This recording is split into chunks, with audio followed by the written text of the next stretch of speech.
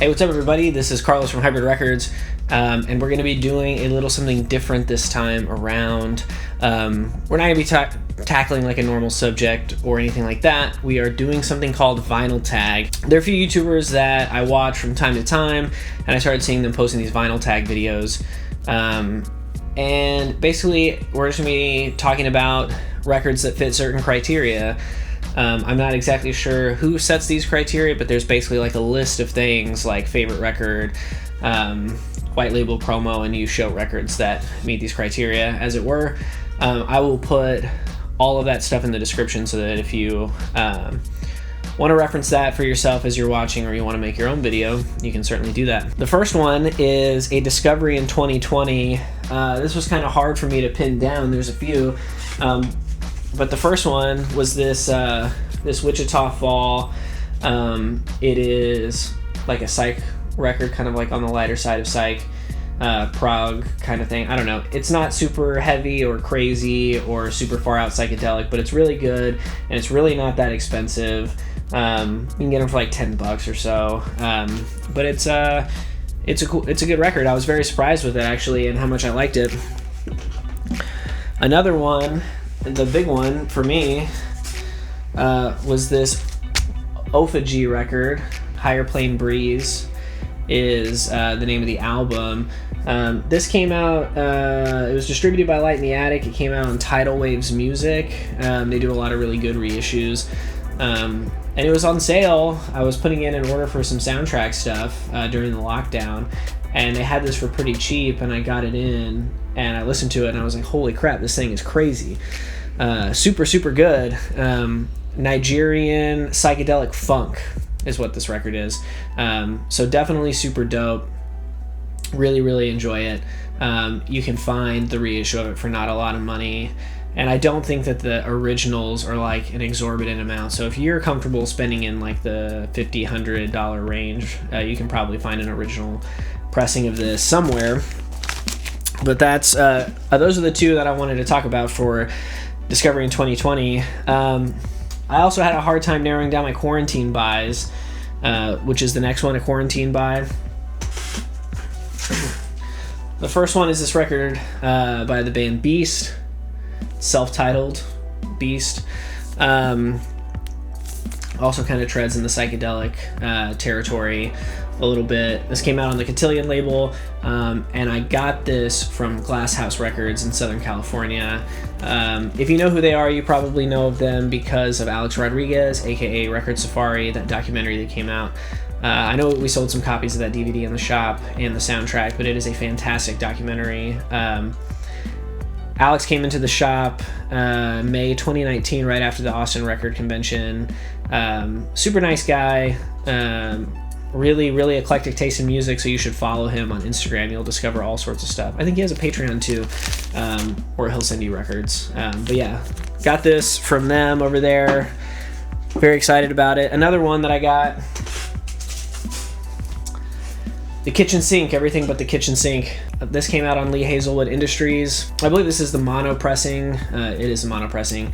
The Kitchen Sink was a garage rock band from Amarillo, and I have a very soft spot in my heart for Amarillo. That's where my dad is from. That's where a lot of that side of the family lived. And that's where my grandfather owned his record store in Amarillo. And yeah, I discovered these guys because of another Light in the Attic reissue. There was like an anthology of basically everything the Kitchen Sink ever did, and bands that were related to the Kitchen Sink. And that was another record that was on sale via Light in the Attic, pretty cheap. Picked it up, loved it, kept stocking it in the store, trying to turn people onto it, but I always wanted an original copy of this album. And I was finally able to get one for a pretty decent price. The record cover has some wear, but the record itself is in great shape. Sounds fantastic. Love it. All right. I've spent 5 minutes and I've only gotten through 2, so I need to start blowing through these a little quicker. An LP that I want to find in 2021. I would love to find an original pressing of the CA Quintet. Trip Through Hell. It's never going to happen. It's like a several $1,000 record. I would also like to find the Lollipop Shop Just Color. That's another one that I can't find for a decent price. And I also recently watched American Utopia, David Byrne's American Utopia, directed by Spike Lee on HBO Max. So another thing I'm trying to do is I'm trying to find every Talking Heads record in 2021. I want to have the entire Talking Heads discography on vinyl by the end of the year. I'm also always looking for like really early Dolly Parton stuff, and I need all the Bobby Gentry stuff, and I need it near mint. So I'm going to be looking for those as well. A box set. I picked up this box set, I don't know, like 5 months ago or so, because this band is one of the greatest bands of all time, at least in terms of the last 30 years, I'll say. Maybe not of all time. But I love this band, and I didn't have any of their records. I had some of their records at some point, sold a bunch of them, needed to have them all, and now I have them all except the most recent record, which isn't as good. But that band is Sleater Kinney. Carrie Brownstein is probably the most widely recognizable. Janet Weiss, Corinne, her last name is escaping me at the time, at this particular moment. Really great Riot Girl band from Olympia. Carrie Brownstein went on to do Portlandia with Fred Armisen. Everybody knows this. But incredible records, all of them. This has everything up until The Woods. The Woods is my favorite of their albums, but they're self-titled, Call the Doctor, Dig Me Out, Hot Rock. Probably at Hot Rock is where it stops. But those first 3 records are just great Riot Girl records. The box set is super worth it. Unfortunately, I bought a quote-unquote near mint copy of this for quite a hefty price on Discogs, and the bottom of the box came totally torn, so I don't keep the records in the box anymore, and I'll probably never be able to do anything with this box. It's a huge bummer, but box set. Alright, the next one is a concept album. This is a crazy one. You've probably seen me talk about it before. It was on my best of 2019 list. Blood Incantation. Hidden History of the Human Race. I would put this in the concept record category because it is kind of a revisionist history of fantasy of the history of the human race, and of consciousness, and of our entwinement with infinite possible / parallel universes, and what it all means.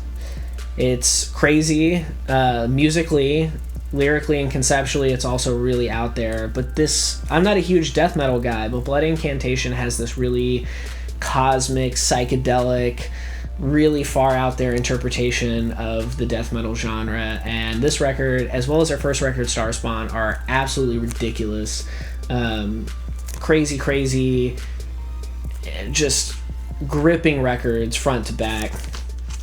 This one is on a very crazy color vinyl, ultra clear, but it has this purple green kind of splatter situation. Every now and then you get a clear spot where you can see through it, but really great stuff. It comes with a poster, inserts, all this stuff. It has a booklet in it where they give you like additional reading of some stuff that you should be checking out, like Carl Sagan, some Jungian stuff in there or whatever. Alright, so the next one is an album where an artist or band changed directions. I guess with this band, they're friends of mine, and when this record came out in 2013 or 14, I remember I was on a bike ride with a friend of mine, and she was dating the drummer at the time. The record had just come out. It had been out for like a week. And it was different. That's why it fits in this category. And I remember being unsure of how I felt about it. And I told her that I was kind of on the fence. I don't know if I really like it or not. And of course, she told her boyfriend, who's in the band. Next time I saw him, he absolutely roasted me into oblivion.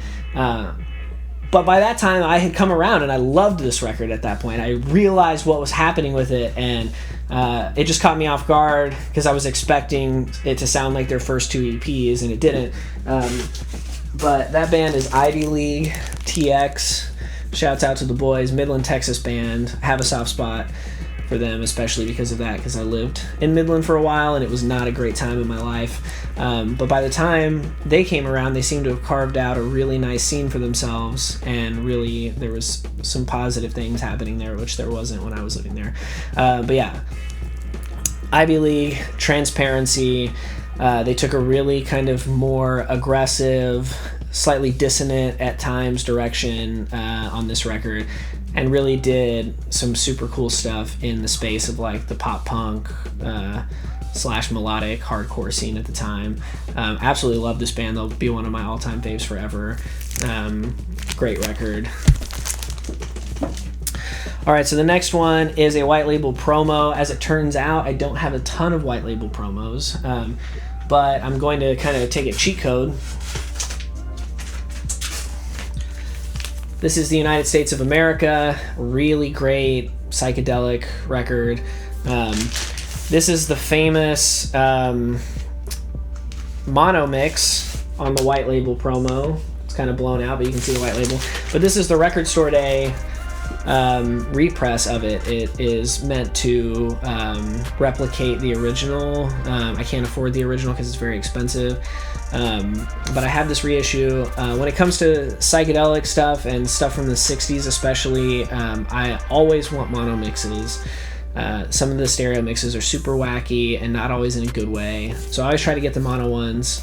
One of my quarantine buys actually was an original stereo press of this record, but I realized that I didn't like it as much, and I was never going to listen to it because I had this mono version, so I sold it. But yeah, fantastic record. Check it out. It's pretty out there, but I love that stuff. The more out there, the better. So yeah, you can roast me in the comments for not having a real white label promo, but I don't care.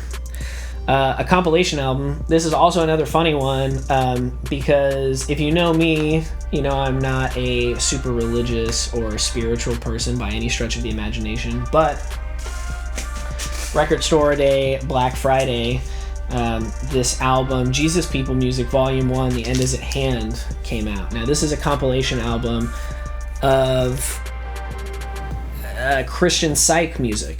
It's like Christian psychedelic music was a, I don't know, it was a fad. It was an extension of the Summer of Love, late 60s kind of psych thing that was going on. They were almost like televangelists. They were touring the country, spreading the good word and shit.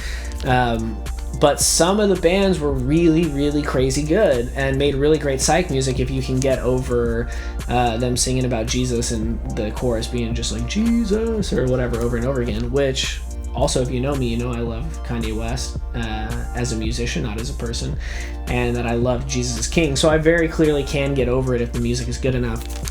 And it is in this case. The band Maranatha, Deeper Than the Mighty Rolling Sea, is a standout on this record. It's so good. I definitely want to get an original pressing of that as well, to go back to an earlier question. That's a good comp. An album that tells a story. For my money, this is one of the most underrated bands of the last 20 years. They had some hype when they first came out around their first record, and then the EP that followed it, and a little bit into, I guess the second full length had some hype, and then they kind of kept putting out quality work, and not getting the attention they deserve for it. But this is Defeater. The album is Letters Home. This has one of the most gut-wrenching, just insanely powerful, sad, moving album openers of any album that I own. The song is called Bastards, and the refrain, which he's just screaming by the end of the song, is, and still all you see is that bastard in me. All of their records kind of deal with the traumatic aftermath of World War II, specifically focusing on certain stories of people losing loved ones or people unable to cope with PTSD that fall into alcoholism and ruin their relationships and their lives, and the violence that ensues from some of those desperate situations of people that are left with no resources and no hope. And it is a really grim, but realistic depiction of what was happening during America's golden age, and the kind of like fantasy and rose-colored glasses that we look back on it with is illustrated as being quite the farce that it was. But just a really gripping storytelling, really beautiful storytelling that illuminates kind of the reality of American life at that time, but does it through hardcore, a kind of elevated concept and an elevated level of artistry that often isn't seen in hardcore. You know, most of the songs are pretty straightforward, to the point, dealing with different subject matter, but all of their records tell cohesive stories and are really just incredible narrative works. Incredibly impressive feat, incredible musicians. I really just can't say enough good things about them. If you haven't checked them out and you like that kind of stuff, you're into hardcore, Defeater is like one of the best to ever do it, so check them out. Alright, so the next one is an album that needs a vinyl pressing. This one has a vinyl pressing, but it's like fucking $500 to $800, and I'm not going to pay that much money for it, but it's one of my favorite hip-hop albums of the last 10 years, and that's Saba's Bucket List project. Limited pressing. It was one of my favorite albums the year that it came out, and somehow I totally missed that it got a limited vinyl run, and by the time I found out about it, it was in the like $200 range, and I thought that the price would come down at some point, but it's only gone up and up and up ever since, and now it's really out of my price range. So I need a repressing of that album so badly. I need to have it. Billy Williams is the Billy Williams Story is such a good song. The whole album is fantastic. It's got features from like No Name, Chance the Rapper is on there doing one of the like skits. It's just fantastic. Saba's legend, underrated. Really need that one. So a common album and an uncommon album are the next two. For my common album, despite what people may think, it doesn't get more common than the Beatles. This is Revolver. A Beatles album that I have a kind of troubled relationship with. I really love almost all of it. Eleanor Rigby is in my top 5 Beatles songs of all time. It's so sad, it's so beautiful, and it's a rock song that doesn't have any really traditional rock instruments in it. And I will always love that song. But this album, oh man, it on side A, track 5, it makes me want to throw it out the window. When Yellow Submarine comes on in this record, I lose my mind. I do not like that song. I hate that it's on this record, what is otherwise a pretty flawless record. And it's not because I don't like Ringo. I think Octopus's Garden might be in my top 10 Beatles songs. Love Octopus's Garden, highly derided Beatles song. But loses me on the Yellow Submarine loses me on that one. And so for my uncommon album, I would say one of my best friends at this point, a mentor of mine, someone I really look up to. My buddy Tobias was in this band called the Evil Tambourines in the late 90s. This album came out on Sub Pop. It is funky. Me and him, when I first met him, he was living in Corpus at the time, and we really bonded over hip-hop beat production, drum programming, samples. He has showed me so many crazy things, and he has always been so supportive of me and my artistic output. And I think that this record is amazing. I love every song on it. It has some brilliant production work on it. And I play it in DJ sets and people vibe, but a band that kind of didn't get quite enough attention as they deserved. Alright, the next one is an EP. If you follow the shop on social media, you would have seen me post about this, and you might have even seen me write about it, /read what I wrote about it, which if you haven't, go to hybridrecordstx.com/blog and you'll find it. And if you watched my Best of 2020 video, you might have also seen this artist as well. But for EP, I'm picking Beach Bunny's most recent EP. In part because I don't have a ton of EPs. Well, I guess maybe I do on 7-inch, but for some reason I didn't think to look for 7 inches for this video. I'm just doing LPs. This is A 4-song EP on a 12-inch record, cut at 45 RPM. Put out by Mom and Pop, Chicago-based band Beach Bunny. Really, really great. It has these really great kind of power pop songs, dealing with some very serious, pretty heavy subject matter. And it's really great. I love Beach Bunny, and this makes me really excited for their next LP. All right, girl group. Kate. Everybody loves Kate. Cakes have layers. Just gonna let that one sit for a second. Cake, all girl psych pop kind of band. Not super intense, pretty fun, but not cheesy, not bubblegummy. At least not to me. If you're like a hard, heavy psych person, this is probably not for you. But it's really good, and you can find original copies of this for like $30 on Discogs all day long. I think it's very good. I love it. Put it on when I'm jonesing for that kind of lighthearted fare. But yeah, that's my girl group record. An album cover that I love. Also a band that I love, Polar Bear Club. I really like this album cover. It's always been like super striking to me that there's a fucking dude on here with a jar for a head that has a bunch of fireflies in it, which is a direct reference to one of the lyrics of one of the songs, which is a fantastic song as well. But yeah, always really liked it. I think this is a great record. This is a great band. Their first 3 records are great. Specifically this one and their 3rd record, Clash, Battle, Guilt, and Pride, are fantastic. But yeah, this is one I've always liked. Also love that Blood Incantation record cover. And just to keep it Texas a little bit, this is The Sword Warp Riders, another really great album cover. Has very like sci-fi paperback kind of vibes going on, 60s kind of sci-fi paperback stuff. This is a fantastic record, and one everybody should own. This is the 10th anniversary pressing that just came out. I had to get it because I didn't have an original. The next one is an album that I've listened to the most. It's really hard to pick something like this. I listen to so many records, and I listen to them all the time, and I go through phases of listening to them, and yeah, it's really hard to pick. But one, I think I picked 2. First one being Big D and the Kids Table, Fluent and Stroll. This is a stroll record, is the genre that they would describe it as. Really great, like, I don't know, ska, but with a little bit of kind of, I don't even know how to Stroll is the only way I can think to describe this record, which doesn't make any sense if you've never heard it.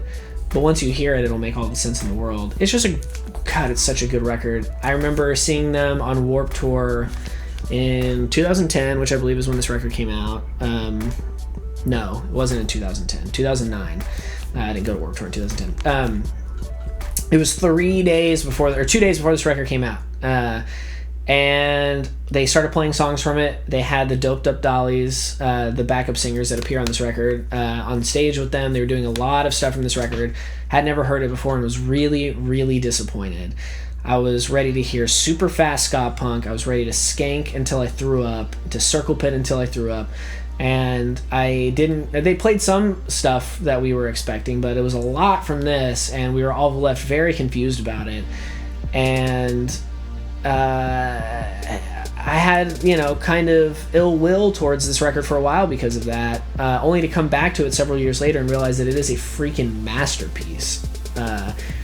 It is just so fun front to back, and it always puts me in a good mood and makes me so happy. I'm not a very inherently upbeat, chipper individual. I exist mostly in a state of melancholy. But this record changes all of that. It makes me so happy every time I put it on. Makes me want to dance, makes me want to sing. Fantastic record. I listen to it pretty often, I would say. It's my go-to Big D record. Another one that I listen to all the time is Captain Beefheart, Safe as Milk. And I listen to it all the time because it fucking rules. And if you don't like Captain Beefheart, I don't know what to say to you. I don't know. He's a freaking genius. This is on the milk-colored, white-colored record. It's a reissue. I have a second or third pressing that's beat to hell. I'm trying to get that red label first pressing. Yeah, Captain Beefheart is the freaking best. His music's so crazy. He's such a brilliant artist, such a visionary, and this is where it all started. It's fantastic. You should own a copy of this record. If you don't own any other Beefheart record, it should be this one, and probably Clear Spot, and probably Spotlight Kid. And then if you want to get crazy, you can get into Lick My Decals Off and Trout Mask Replica. Trout Mask Replica, I don't know why I said that weird. An album that I had to get an OG of, Morgan, self-titled.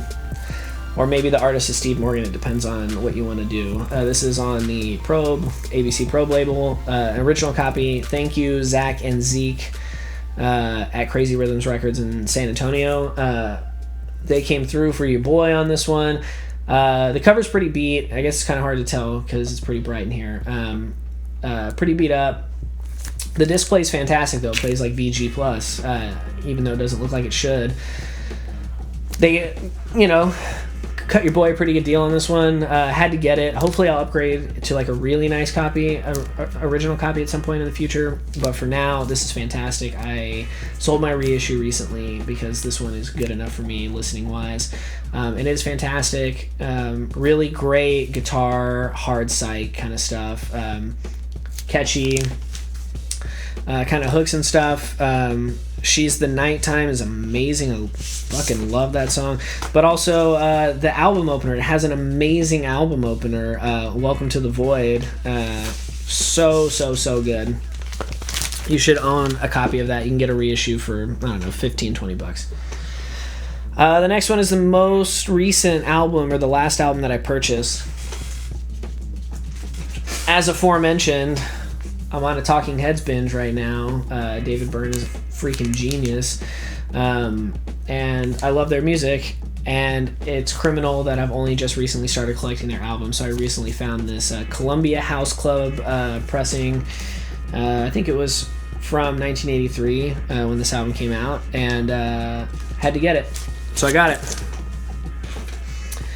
Gonna blow through the rest of these. An album that they don't get. My buddy Pete, who sold me his collection last year, put me onto this, and thankfully my good friend Claudia at Sonidos Music in Beltsville, I believe, which is outside of DC, also understands this record. So there are a few people that get it, but most people don't. King Uznovich and his Uznovich tones. This is a guy who, I mean, he does mostly covers and stuff like that, a couple originals, plays saxophone, and he's fucking terrible at it, but it's so good, because he just goes for it. Like, it's out of key a lot, it gets real squeaky, it's really kind of almost amateur to a certain degree, but it's so good, it's so fun. It's just an incredible record if you're into that sort of raw kind of someone just giving it their best and having a good time doing it. This is that kind of record. I really love it. All right, a punk album, or the closest thing to it. I do have some punk records. I kind of grew up like that was, the scene that I was in, playing in punk bands and going to all the punk shows that came through town. But this record, even though you'll probably roast me in the comment section and people will argue about its punkness, this is one of the punkest records I own, and it's one of the punkest records that has been made in the last, 10 or 20 years maybe. But this is a band from Philadelphia, Pennsylvania. They are called Cayetana. The album is Nervous Like Me. Came out on the Tiny Engines label. Puts out a lot of pop punk stuff. It's more of a pop punk record, maybe indie rock almost. But the reason that I picked this as my punkest record is that these are the punkest girls that I have heard of in a very long time. The three women, or the three people, I shouldn't assume, that make up this band were friends, and they didn't know how to play any instruments, and they wanted to start a band. And so the three of them got together and they decided what instruments they were going to play, and they fucking learned how to play those instruments, and they made a record. And it's some of the best simplest, most elegant, catchy, just really, really great songwriting. I mean, they had such a understanding and such a knack right away of what made a song good, and they didn't overcomplicate it, they didn't overplay, they didn't try to make things too complicated, they just wrote really great songs. And this could also fall into probably my most listened to. I listen to this band all the time. Really, really love this record. And they opened a Menzinger show. The lineup was Kaitana, I think Lemuria was on that show, which is also a great band, Pup, and the Menzingers, and I didn't go to it because I'm an idiot and I choose working over doing things that I enjoy a lot of the time, which I'm trying to work on in 2021. Really wish I would have been at that show. A lot of my friends were at that show, and they are the ones that told me this incredible band Kaitana opened the show. You really need to check them out. And that was how I found out about them. They're no longer a band. I think some of them are still playing music in different capacities, but they put out 2 phenomenal records. Nervous Like Me having the fondest place in my heart due to it being the first in my introduction to them. So check it out. Black Hills, amazing. Hot Dad Calendar, great record, great song, great record. And for the last one, all right, favorite 2020 reissue. The biggest one for me being Rid of Me. I've really, really wanted this record for a very, very, very long time. It's really the only one of her records that I had gotten super into. And so it was on my want list for a long time, and I would see them pop up. They were mostly sellers in Europe or the UK that were asking anywhere between $150 to like $225 for a copy. Then you add on the international shipping, and it's just insane. Way too much money. I've spent that much maybe once or twice on something, but definitely not a common occurrence for me. I like this record a lot, but I don't like it that much, and I had faith that it would get reissued at some point, and it did. And the master on it's great. It sounds great. I love this record. But more importantly, what this round of PJ Harvey reissues did for me was it kind of opened me up to some of her other records that I hadn't listened to as much as I had Rid of Me. And now I think Bring You My Love might be my favorite PJ Harvey record, which I also have a copy of that reissue. But as far as anticipation and being really, really hyped about something goes, Rid of Me was the one that I was the most excited for, and so it would be disingenuous for me to say that, oh, this other one was my favorite reissue of 2020, because this was the one that I was really, really psyched about. So I'm happy to have it. I'm happy to have like her first 3 records at this point. I don't have any of the demo ones. I'll probably get those at some point. Very stoked about it. So this was my favorite reissue of 2020. There were a lot of great reissues in 2020 though. So that was my vinyl tag. If you feel compelled to do it, make your own video. I want to see it. Let us know. Or just, put your records in the comments. You can just copy and paste the list that I put there, and then just fill in what your things are and just tell us. Tell me how stupid my picks were. But in the meantime, just go ahead and like this video if you liked it, or give it a thumbs down. Either way, subscribe to the channel. We're going to be doing some more content all through 2021. That's definitely a big focus of mine for the store. And comment. Tell me what your favorite picks were, or which ones you thought I got right, which ones you thought I got wrong. If I turned you on to something you hadn't heard before that you like, let me know.